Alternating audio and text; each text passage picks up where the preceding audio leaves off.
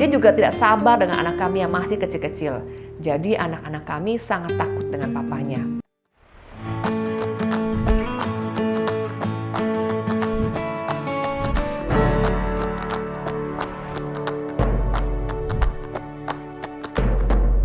Halo Sahabat Gen Konseling, terima kasih sudah mengirimkan email kepada kami. Pada hari ini saya akan bacakan email yang masuk dari Ibu L. Halo, saya Ibu L. Saya memiliki suami yang sangat pemarah. Saat menyetir, bisa saja dia mengajak pengendara lain untuk ribut. Dengan tetangga bisa ribut, sedikit-sedikit ribut, meledak kemarahannya. Saya sebetulnya malu dengan perilaku suami. Sejak kecil, hidup suami banyak kepahitan karena perilaku ayahnya. Ayah mertua juga sangat pemarah. Selain itu, suami juga tidak bisa mengekspresikan dirinya dengan baik selain dengan marah-marah. Ia dibesarkan dalam keluarga yang banyak menuntut.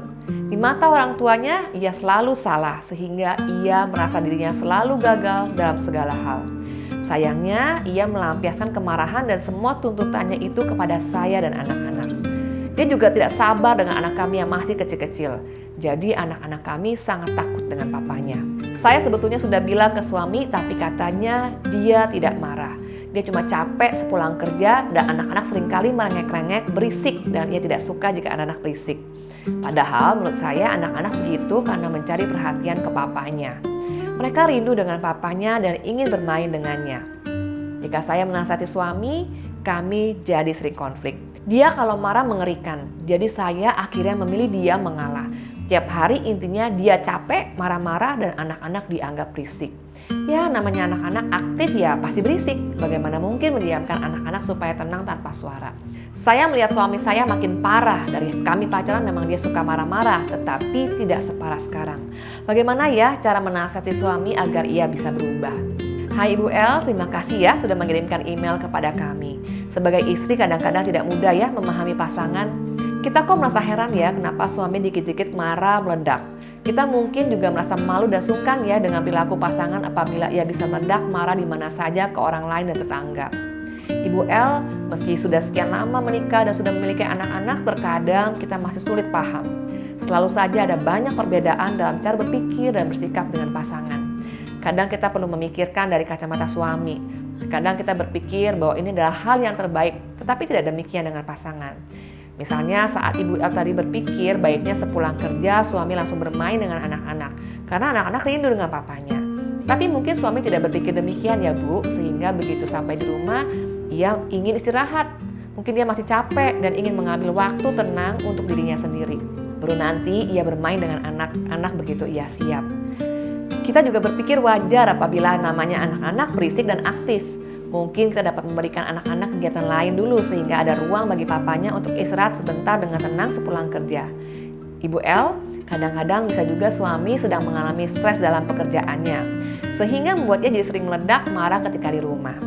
Kita juga perlu mengerti suami seharian di kantor mungkin ada banyak hal yang terjadi, tapi mungkin sulit ya bagi suami untuk cerita kepada istri. Dia mungkin terkuras secara tenaga, pikiran, dan emosi sehingga ketika di rumah hanya sisa-sisa kemarahannya saja yang ada karena mungkin dia sudah terlalu lelah. Jadi bisa saja kemarahan-kemarahan yang ada bukan karena kesalahan ibu atau anak-anak, tetapi mungkin kekesalan di tempat kerja. Ibu L, dengan latar belakang suami yang sulit mengekspresikan diri, memiliki ayah yang pemarah, mungkin membuat ia banyak memendam kemarahan dalam hatinya sejak ia kecil. Jika banyak dipendam, akhirnya sulit ditahan, lalu meledak dan muncul dalam bentuk kemarahan. Kadang-kadang ekspresi emosi keluar dengan cara yang tidak tepat dan mungkin dia pun tidak bermaksud demikian. Suami bisa juga merasa bersalah apabila ia marah-marah kepada ibu dan anak-anak. Apalagi suami dibesarkan dalam sebuah keluarga yang banyak menuntut. Kemungkinan ia juga merasa dirinya telah gagal sebagai suami dan orang tua. Kemungkinan lain dia juga mungkin merasa marah dengan dirinya sendiri dalam hal ini. Apabila memungkinkan, Ibu L bisa mengajak suami untuk konseling. Konselor akan memberikan suami ibu keterampilan anger management agar anger issue-nya ini bisa ia regulasi. Selain itu, konselor juga dapat memberikan keterampilan agar suami Ibu L bisa mengekspresikan dan mengkomunikasikan dengan tepat tanpa perlu marah-marah, sehingga relasi yang sehat dengan orang lain dapat dibangun.